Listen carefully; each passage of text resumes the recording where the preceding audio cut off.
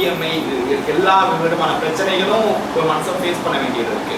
So நீங்க என்ன சொல்றீங்கன்னா தியானம் பண்ணுங்க சொல்லுங்க. தியானம் கண்ணை மூடினாலும் ஆனால் இஎம்ஐ பிரச்சனைலாம் கண்ணுக்கு முன்னாடி வந்து நிற்கிது. இப்படி இருக்கும் போது அவங்க எப்படி டேக்கிள் பண்ணுவான்னு நினைக்கிறேன். ஏன்னா இஎம்ஐயை தாண்டி ஒரு மனிதன் வேற ஒன்று தேட தொடங்கிட்டான். தன்னுடைய துன்பத்தை தாண்டி வேற ஒரு தேடுதலுக்குள்ள ஒரு தனி மனிதன் உருவாயிட்டான். ஒரு தனி மனிதன் இந்த வாழ்க்கையில் சலிப்பை ஏற்பட்டுட்டான். உணவுலேருந்து, உடையிலிருந்து, வீடுலேருந்து, எல்லா செயலிலிருந்து ஒரு சொல்யூஷனாக ஒரு மனிதன் தேட தொடங்கிட்டான். 50-60 வருஷத்துக்கு முன்னாடி ஒரு அரசியல் கட்சி வச்சுருந்தாங்க. அவங்களுக்கும் உங்களுக்கு என்ன டிஃப்ரெண்ட் இருக்குது, நீங்கள் என்ன செஞ்சிட போகிறீங்க அப்படிங்கிற மாதிரி ஒன்று இருக்குது. அது அப்படி இல்லை. இரண்டாவது என்னன்னு கேட்டிங்கன்னா, இந்த தியானத்தை அவ்வளோ சாமானியமாக டிஸ்கஷன் பண்ணிட முடியாது. எப்பயுமே தியானம் என்னன்னா பரப்புரையாக இருக்கக்கூடாது, உணர்தலை ஏற்படுத்தணும். ஒரு தனி மனிதனுக்கு நல்ல புரிதலையும் நல்ல தன்மையையும் உருவாக்கணும். தியானம்னா எவ்வளோ பெரிய அடிப்படையாக கஷ்டம், அதில் எவ்வளோ கடந்து வந்துடும். ப்ராக்டிக்கலாக எத்தனை நாள் உணவு இல்லாமல் தெரிஞ்சிருப்போம், என்னென்ன மாதிரியெல்லாம் துன்பம் வரும், உடல் என்னென்ன மாதிரியெல்லாம் பருவ மாற்றம் அடையும். ஒரு காலகட்டத்திலையும் அவனுடைய விந்து அணுக்களில் கூட மாற்றம் ஏற்படும், அவனுடைய சுவாசத்தில் கூட மாற்றம் ஏற்படும். மனைவி குழந்தையெல்லாம் விட்டுட்டு ஓடி போயிடுவாங்க, சாமியாராக போயிடுவாங்கன்னு எல்லாம் இருக்குது. அந்த வடிவத்தெல்லாம் கடந்து ஒரு மனிதன் இல்லறத்தில் இருந்துக்கிட்டே கணவன் மனைவியாக இந்த ஞான மார்க்கத்தை அடைய முடியும். அதில் எந்த மாற்று சிந்தனையும் கிடையாது. பட்டை போடாமல், உத்திராட்சம் அணியாமல் ஒரு ஆணோ ஒரு பெண்ணோ ஞானத்தை அடைய முடியும். அந்த இல்லறத்துக்குள்ள எந்த மாற்று செயலும் இல்லாமல் அவங்க இல்லறத்தில் இருந்து கொண்டே இந்த தியானத்தில் பெரிய வடிவத்தை செய்ய முடியும். இத்தனை ஆண்டுகளில் ஒரு அட்வர்டைஸ்மெண்ட் கொடுக்கப்பட்டு ஒரு ஈவெண்ட் தியானம் நடக்குதுன்னா குறைந்தபட்சம் 5-10 லட்ச ரூபா செலவு பண்ணி ப்ரமோஷன் பண்ணால் மட்டும்தான் ஒரு க்ரௌடு வரும். நான் எந்த இதுவும் பண்ணலைங்கிறது இங்கே இருக்கிற மக்களுக்கே தெரியும், அவங்க அத்தனை பேத்துக்கும் தெரியும். என்னை நிறைய பேர் காடாக தான் சொல்கிறாங்க. ஆனால் அவங்கக்கிட்ட நான் என்ன சொல்கிறேன்னா, நீங்களே காடு தான், அதனால் எனக்கு கொடுத்த பட்டத்தை உங்கள்கிட்டே திருப்பி கொடுத்துட்றேன், நீங்களும் காடாக வர்றதுக்கு ட்ரை பண்ணுங்கன்னு அவங்கள தன்வசப்படுத்துறதுக்கும் அவங்கள தெளிவடைய வைக்கிறதுக்கும் அவங்க கொடுத்த வார்த்தையை அவங்கள்ட்டே திருப்பி தான் நான் கொடுக்குறேன். அந்த வார்த்தையை தூக்கிட்டு போனோன்னா எனக்கு கொம்பு முளைச்சிரும். ஞானங்கிறது என்னன்னா பட்டத்தெல்லாம் பார்த்தா ஞானம் கிடையாது. ஞானங்கிறது என்னன்னா தூக்கி எறியணும், தூக்கி எறியணும், ஆன் ஸ்பாட்டில் எல்லாம் தயாராக இருக்கணும். அம்மா சொல்லி அப்பா சொல்லி வருவதில்லை ஞானம், எந்த செயலும் கிடையாது. அவ்வளோதான் சொல்கிறேன், ஓப்பனாக சொல்கிறேன். ஞானம்ங்கிறது என்னன்னா அந்த செயல்லாம் இல்லை. ஆசைக்காக ஒருத்தர் என்ன வந்து சொல்லுவார், நீங்கள் குரு கடவுள்பார், அதுக்கு ஐயோ நான் தாங்க கடவுள் அப்படின்னு, அது கிடையாது. அந்த செயலுக்குள்ளே இருந்தாலும் நம்ம என்ன பண்ணுறோம், நாங்கள் கடவுளை நோக்கி வாங்கன்னு சொல்லலை. நல்ல ஞாபகம் வச்சுக்கோங்க. இங்கே இப்போ தமிழ்நாட்டில் ஆயிரக்கணக்கான குருமார்கள் இருக்கிறாங்க. ஆனால் மக்கள் தன்னெழுச்சியாக ஏதோ ஒன்று தேடுறாங்க. எல்லாருக்கும் வணக்கம். தியானத்தில் பல்வேறுபட்ட வடிவங்கள், பல்வேறுபட்ட செயல்கள் இருக்குது. பல காலங்களாக நம் முன்னோர்கள் பெரியவர்கள் பல்வேறுபட்ட தியானங்களை, பல்வேறுபட்ட வடிவங்களை, கலைகளை நுட்பமாக மக்கள்கிட்ட அவங்களோட சொந்த அனுபவத்திலேருந்து, எந்த ஏட்டிலிருந்து படித்து தெரிந்து கொள்ளாமல் ஏட்டிலிருந்து படித்ததை தெரிந்து கொண்டது எல்லாம் பயிற்சி காலங்களில். எல்லா பேரும் பயிற்சி காலங்கள் இருக்கும்போது அவங்க முன்னோர்கள் சித்தர்கள் எழுதி வைத்த பாடல்களோ இல்லை கோவில்களோ ஜீவ சமாதிகளோ அவங்களுக்கு எது இன்ஸ்பயராக இருந்துச்சுன்னா அவங்க தியானம் பண்ணுறதுக்கும் அவங்க தியானத்தில் வளர்ச்சி அடைகிறதுக்கும் அந்த பயிற்சி காலத்தில் ஒவ்வொரு தனி மனிதருக்கும் அது இன்ஸ்பயராக இருக்குது. ஆனால் ஞானம் என்பது சொந்த அனுபவத்திலிருந்து ஒரு மனிதனுக்கு ஏற்படும் போது பிற குருமார்களை பற்றியோ பிற செயல் வடிவத்தை பற்றியோ பிற புத்தகங்களை பற்றியோ எந்த யோகியும் ஞானம் பெற்றதுக்கப்புறம் அதை குறிப்பாக எடுத்து மக்கள்கிட்ட சொல்லலை, அதை குறிப்பாக எடுத்துகிட்டு தியானமாக கொடுக்கல. புத்தராக இருக்கட்டும், எத்தனையோ யோகிகள் ஞானம் அடைந்ததை அந்த வடிவத்திலிருந்து என்ன கொடுக்கப்பட்டுச்சுன்னா அவர்கள் எந்த வடிவத்திலிருந்து ஞானத்தை அடைந்தார்களோ, எந்த வடிவத்திலிருந்து ஞானத்தை பார்த்தார்களோ அதை ஒரு எக்ஸ்பீரியன்ஸை, ஓன் எக்ஸ்பீரியன்ஸை ஒரு தனி மனிதன் செல்ஃப் ரியலைசேஷன் எப்படி பண்ணணும், என்னுடைய அனுபவம் என்ன, நான் எப்படி இந்த தியானத்துக்குள் முயன்றேன், எப்படி பயிற்சி செய்தேன், எனக்கு என்ன நிகழ்ந்தது, இந்த உடலில் ஏற்பட்ட பருவ மாற்றம் எப்படி, இந்த தியானத்துக்குள்ளே நான் எதை கண்டேன் என்பதை ஒரு மனிதனாக இருக்கப்பட்டவன் அந்த பெரும் நிலைகளுக்குள்ள மாற்றத்துக்குள்ளே போய் அதை தான் கொடுக்குறாங்க. அதை தான் நாமளும் கொடுத்துருக்கோம். எந்த தனி மனிதர்களுடைய எழுத்திலிருந்து நம் தியான வடிவமாக கொடுக்கல. ஆன்மா அருங்கோண சக்கரம் அப்படிங்கிறது கூட இது ஒரு இயக்கமாக, ஒரு சங்கமாக, ஒரு மடமாக இல்லை. பல்வேறுபட்ட சூழல்களில் தியானத்தில் உடலில் ஒருத்தர் தலையோட பெடரியையும் ஆன்மா என்று அழைக்கிறார்கள். அருங்கோணங்கிறது நெத்தி வடிவத்தை அழைக்கிறாங்க.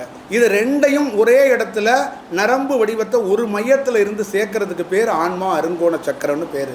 இந்த வடிவத்தில் நம்ம ஒரு தனியாக ஒரு நமக்கான ஒரு ஊடகம் மாதிரி வைத்துக்கொண்டு அதில் நம்ம சொல்கிற செய்திகளை, இந்த தியானத்தை பற்றி மக்களிடம் பேசுகிறோம்.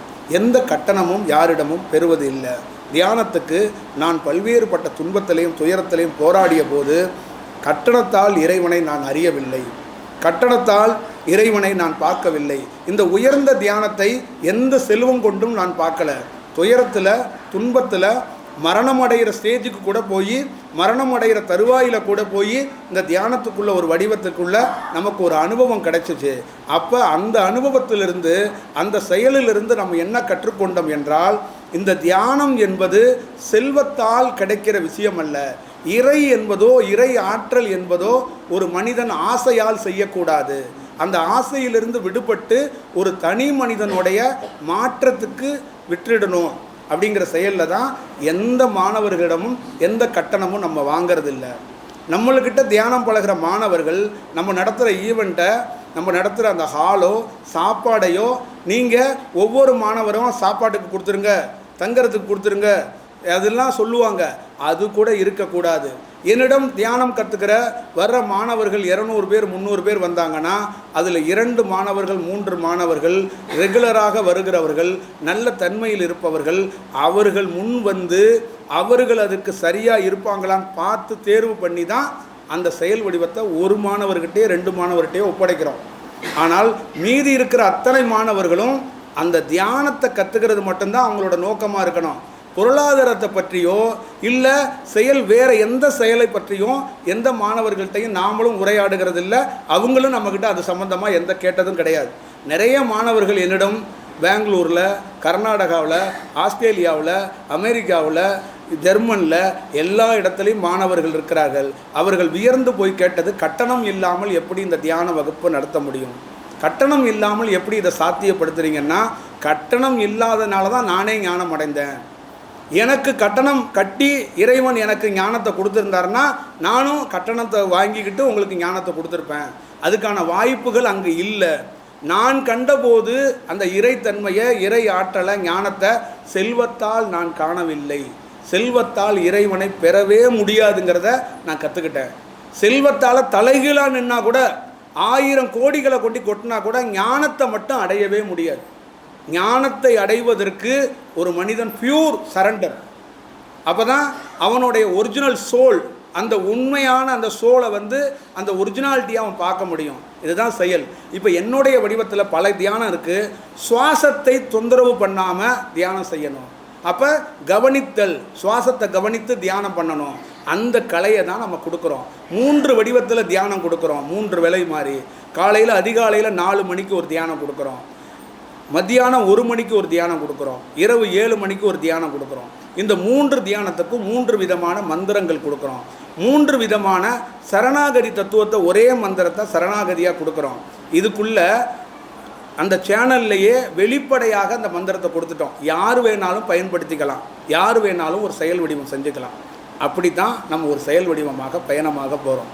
எங்களுடைய நோக்கம், எங்களுடைய செயல் என்னன்னா, மூட நம்பிக்கையில் குருவையோ கடவுளையோ யாராலையும் பரப்ப முடியாது.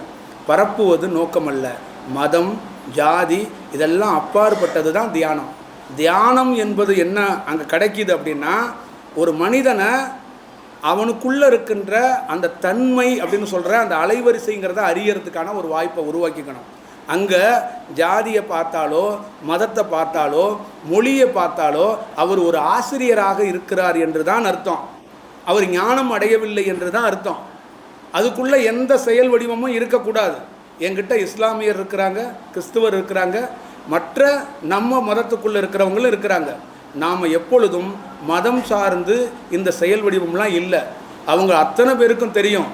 அவங்க எல்லா பேரும் நம்மக்கிட்ட ஃபாலோ பண்ணுற அத்தனை பேருக்கும் தெரியும். அதே மாதிரி நம்மளுடைய நோக்கம் இந்த வாலண்டியர்ஸ் யாரும் இருக்கக்கூடாது, நமக்கு பக்தர்கள்னு யாரும் இருக்கக்கூடாது. இந்த ஃபாலோ பண்ணுறவங்க அப்படின்னா எப்படி இருக்குன்னா, நீங்கள் யாரை ஃபாலோ பண்ணணும்னா கொடுக்குற தியானத்தை தான் ஃபாலோ பண்ணணும். அந்த தியானத்திலேருந்து ஒரு தனி மனிதன் தன்னை உணர்றதுக்கான ஒரு வாய்ப்பில் வந்துட்டு அவர் ஆசிரமத்துக்கு வெள்ளை அடிச்சுட்டு அலையக்கூடாது, ஆசிரமத்தில் சாம்பார் வாளியை தூக்கிட்டு அலையக்கூடாது. அவர் எந்த வேலைக்கு வந்தாரோ அந்த வேலையில் இருக்கணும். ஒரு செல்ஃப் ரியலைசேஷன் தான் ஒரு தனி மனிதனுக்கு தேவை. அதை தான் நம்ம கொடுக்கணும்னு ஒரு செயல் வடிவமாக செய்கிறோம். அதை சாதாரணமாக செய்யலை, ஏறத்தாழ 1.25 வருடங்களாக செஞ்சுக்கிட்டு இருக்கோம். 23வது ஆண்டு, இந்த 2023 நவம்பர் 4ஆம் தேதி தொடங்கிய இந்த பயணம் 100க்கும் மேற்பட்ட பல்வேறுபட்ட தமிழ்நாட்டில் இருக்கிற எல்லா மாவட்டத்தோறும் நம்ம இந்த மாதிரி ஒரு செயல் வடிவத்தை செஞ்சிட்டோம், இந்த சத்சங்கத்தை செஞ்சிட்டோம். ஏறத்தாழ பல ஆயிரம் மாணவர்களை நம்ம சந்திச்சிட்டோம். வயசு வித்தியாசம் இல்லாமல் எல்லா வடிவத்தில் இருக்கிற மாணவர்களையும் நம்ம சந்திச்சிட்டோம். அந்த செயல் வடிவத்துக்குள்ளேருந்து அவர்களை மேம்படுத்துறதுக்கு சொல்கிறது ஒரே செயல் தான், ஆசை தூண்டாமல் உணர்வுபூர்வமாக நீங்கள் தியானத்துக்குள்ளே வாங்க, ஒரு செயல் செய்யுங்க அப்படிங்கிறது தான் நம்மளுடைய நோக்கமாக இருக்குது. பரப்புரை இல்லை, அதை நீங்கள் ஆத்மார்த்தமாக புரிஞ்சுக்கணும்.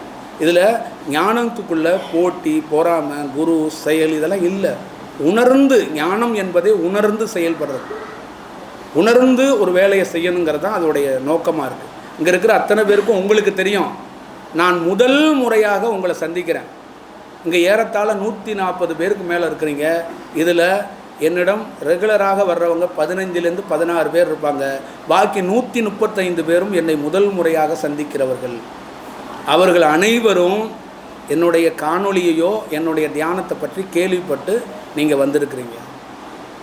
உங்களுக்கு எல்லோருக்கும் தெரியும், நான் இந்த இங்கே பேசுகிற ஊடகத்தில் எதுக்கு சொல்லணும்னா, இதோடைய செயல் எப்படி நடக்குது, எந்த விளம்பரமோ எந்த செயல் வடிவமோ இல்லை.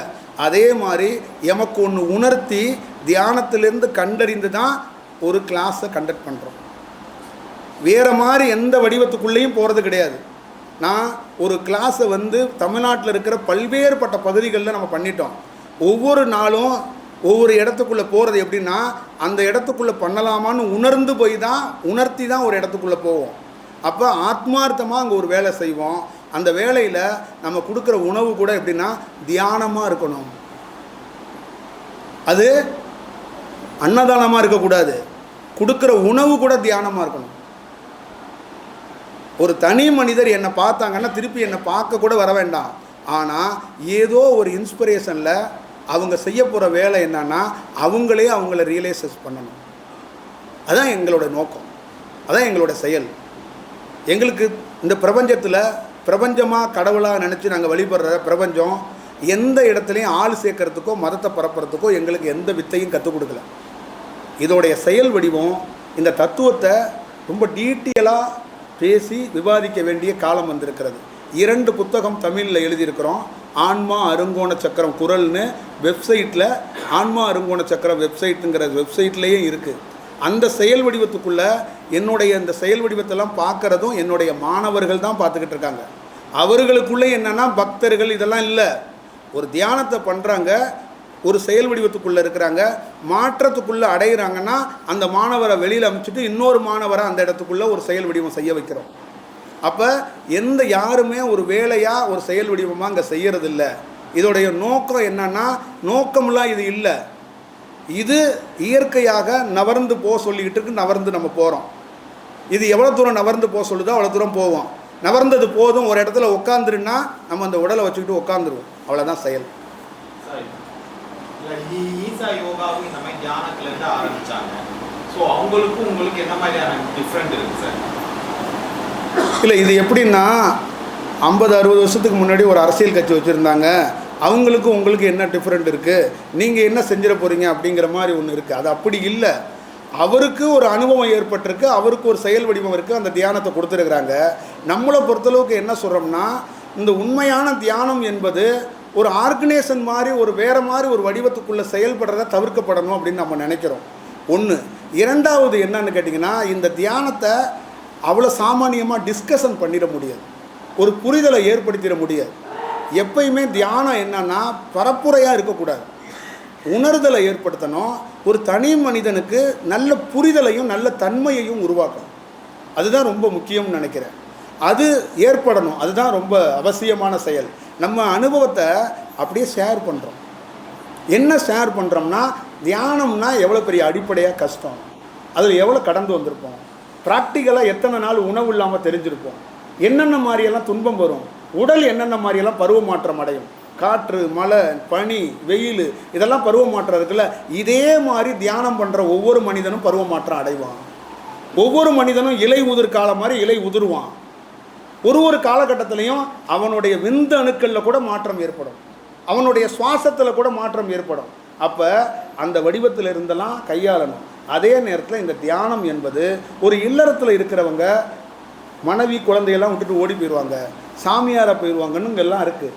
அந்த வடிவத்தெல்லாம் கடந்து ஒரு மனிதன் இல்லறத்தில் இருந்துக்கிட்டே கணவன் மனைவியாக இந்த ஞான மார்க்கத்தை அடைய முடியும். அதில் எந்த மாற்று சிந்தனையும் கிடையாது. காவி வேட்டி கட்டாமல், பட்டை போடாமல், உத்திராட்சம் அணியாமல் ஒரு ஆணோ ஒரு பெண்ணோ ஞானத்தை அடைய முடியும், ஞான பாதைக்கு வர முடியும். அந்த இல்லறத்துக்குள்ள எந்த மாற்று செயலும் இல்லாமல் அவங்க இல்லறத்தில் இருந்து கொண்டே இந்த தியானத்தில் பெரிய வடிவத்தை செய்ய முடியும். அதில் ஆய்வு பண்ணி ஒரு தெளிவாக கொடுத்துருக்கிற 2 புத்தகத்துலேயும் இருக்குது. அதை எந்த இடத்துலையும் நம்ம தெளிவுபட மாணவர்கள்ட்ட நம்ம விவாதிக்கலாம். காலையில் ஆஃபீஸ் போகணும், வேலைக்கு போகணும், இஎம்ஐ, எல்லா விதமான பிரச்சனைகளும் ஒரு மனுஷன் ஃபேஸ் பண்ண வேண்டியது இருக்கு. ஸோ நீங்கள் என்ன சொல்றீங்கன்னா தியானம் பண்ணுங்க சொல்லுங்க. தியானம் கண்ணை மூடினாலும் ஆனால் இஎம்ஐ பிரச்சனைலாம் கண்ணுக்கு முன்னாடி நிற்கிது. இப்படி இருக்கும் போது அவங்க எப்படி டேக்கிள் பண்ணுவான்னு நினைக்கிறீங்க? நீங்கள் ஒரே ஒரு செயல் வடிவம் மட்டும் நல்லா ஞாபகம் வச்சுக்கோங்க. 100 பேர் ஆன்லைனில் பதிவு. நம்ம இந்த தியானத்தில் 100 பேர் மட்டும்தான் நீங்கள் அனுமதி. அதுவும் ஞானத்தில் இதில் ஆன்லைனில் நீங்கள் பதிவு பண்ணணும். நம்ம எப்படி ஒரு தேட்டரில் ஒரு டிக்கெட் எப்படி ரிஜிஸ்ட்ரேஷன் பண்ணுறோமோ அந்த மாதிரி உங்கள் பேரை கொடுத்து ரிஜிஸ்ட்ரேஷன் பண்ணணும். கட்டணம்லாம் கிடையாது. ஆனால் நீங்கள் வர்றீங்கன்னா உறுதிப்படுத்துறதுக்கு நம்ம வெப்சைட்டில் நீங்கள் ரிஜிஸ்டர் பண்ணணும். 100 மாணவர்கள் முடிஞ்சிட்டாங்க. ஆனால் இங்கே வந்திருக்கிறது 100க்கு மேற்பட்டவங்க. ஆனால் கேட்டவங்க வர முடியாதவங்க பல பேர் இருக்கிறாங்க. அப்போ இதோடைய செயல் வடிவம் எப்படி இருக்குன்னு நீங்களே பார்த்துக்கோங்க. அவங்க எல்லாருக்கும் இஎம்ஐ தான் இருக்குது. ஆனால் அந்த தேடுதல், அந்த புரிதல் அவங்கக்கிட்ட எப்படி இருக்குங்கிறத நீங்களே தெரிஞ்சுக்கங்க. ஏன்னா இஎம்ஐயை தாண்டி ஒரு மனிதன் வேற ஒன்று தேட தொடங்கிட்டான். தன்னுடைய துன்பத்தை தாண்டி வேற ஒரு தேடுதலுக்குள்ள ஒரு தனி மனிதன் உருவாயிட்டான். ஒரு தனி மனிதன் இந்த வாழ்க்கையில் சலிப்பை ஏற்பட்டுட்டான். உணவுலேருந்து, உடையிலிருந்து, வீடிலிருந்து, எல்லா செயலிலிருந்து ஒரு சொல்யூஷனாக ஒரு மனிதன் தேட தொடங்கிட்டான். ஒரு தனி மனிதனுடைய தேடுதல் வேற மாதிரி ஒரு நோக்கம் உருவாயிருச்சு. ஒரு தனி மனிதனை இன்னமே நீங்கள் வேறு வடிவத்துக்குள்ளே அடைக்க முடியாது. இந்த விஞ்ஞானம் எவ்வளோ பெரிய வளர்ச்சியாக இருந்தாலும் ஒரு தனி மனிதன் விஞ்ஞானத்தை தாண்டி வளருவான். அதுக்கான சூழல்கள் உருவாயிருச்சு. இங்கே யாரையும் எந்த விளம்பர நோக்கத்தில் கூப்பிடப்படலை. அவங்க தன்னெழுச்சியாக கிளம்பி வந்திருக்கிறாங்க. நீங்கள் யார்கிட்ட வேணாலும் கேட்டுக்கணும். இத்தனை ஆண்டுகளில் ஒரு அட்வர்டைஸ்மெண்ட் கொடுக்கப்பட்டு ஒரு ஈவெண்ட் தியானம் நடக்குதுன்னா குறைந்தபட்சம் 5லேருந்து 10 லட்ச ரூபா செலவு பண்ணி ப்ரமோஷன் பண்ணால் மட்டும்தான் ஒரு க்ரௌடு வரும். நான் எந்த இதுவும் பண்ணலைங்கிறது இங்கே இருக்கிற மக்களுக்கே தெரியும். அவங்க அத்தனை பேத்துக்கும் தெரியும். ஃபியூச்சரில் இந்த மாதிரியான இப்போ சென்னை மட்டும் ஒரு பிளேஸ் இருக்குது, வேற பக்கத்தில் ஏதாவது பண்ண வேண்டிய? தமிழ்நாட்டில் எல்லா மாவட்டத்தையும் நான் பண்ணிட்டேன். சென்னையோடு அதிகமாக இருக்குது. புரியுதுங்களா? இங்கே ஹாலில் உட்காந்துருக்க மாதிரி ஒரு கூட்டம் வெளியில் நிற்கிது. இரவில் நான் தூங்குகிற நேரத்துலேயும் எங்கிட்ட உரையாடல் இருக்குது. ஒரு நாளைக்கு நாங்கள் சந்திக்கிற தொலைபேசி மட்டுமே 100கணக்கான மாணவர்களை தொலைபேசியில் சந்திக்கிறோம். ஆன்லைன் கிளாஸ் எல்லாம் ஏன் தவிர்க்கப்படுறோம்னா குழப்பம் இல்லாமல் தியானம் கொடுக்கணும். தியானம் என்பதே வேகமாக ஆளை சேர்க்கறது இல்லை, தெளிவடைய வைக்கிறது. அவங்கள மக்கள் மைண்டில் ஃபிக்ஸ் பண்ணிட்டாங்க. என்ன சார் காடா யாரையும் பார்க்கக்கூடாதுங்கிறத அவங்கக்கிட்ட சொல்கிறது. அந்த காடா பார்க்கறதுக்கான ஒரு வாய்ப்புகள் அவங்க உருவாக்கப்படுகிறது.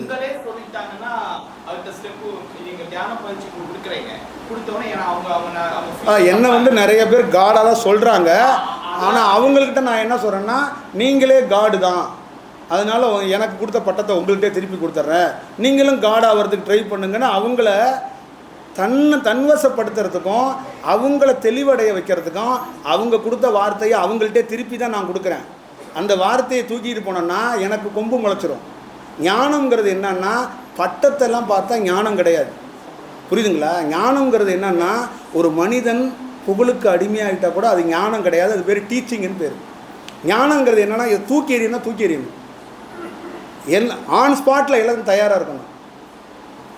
அம்மா சொல்லி அப்பா சொல்லி வருவதில்லை ஞானம், எந்த செயலும் கிடையாது. அவ்வளோதான் சொல்கிறேன், ஓப்பனாக சொல்கிறாங்க. ஞானம்ங்கிறது என்னென்னா அந்த செயல்லாம் இல்லை. ஆசைக்காக ஒருத்தர் என்ன வந்து சொல்லுவார், நீங்கள் குரு கடவுள்பார், அதுக்கு ஐயோ நான் தாங்க கடவுள் அப்படின்னு, அது கிடையாது.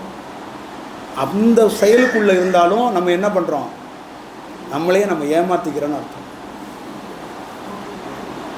மூட நம்பிக்கையை பற்றி நீங்கள் சொன்னீங்க.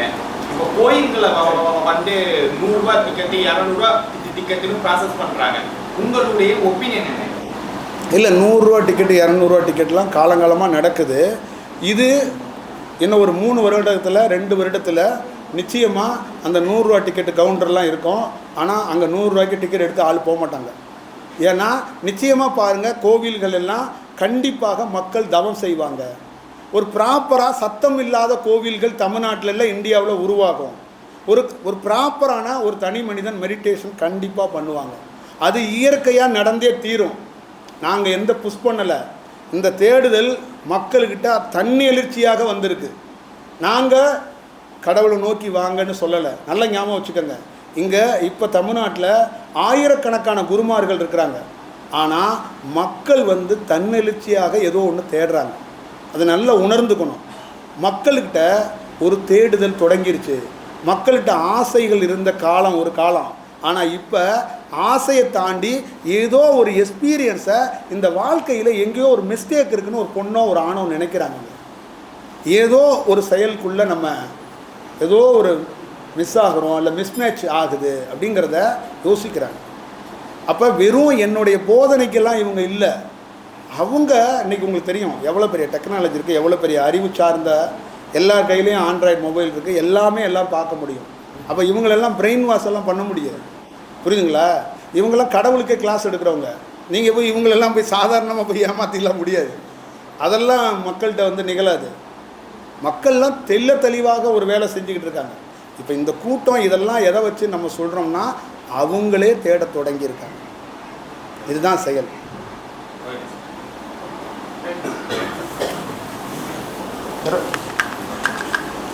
ஓகே தானே?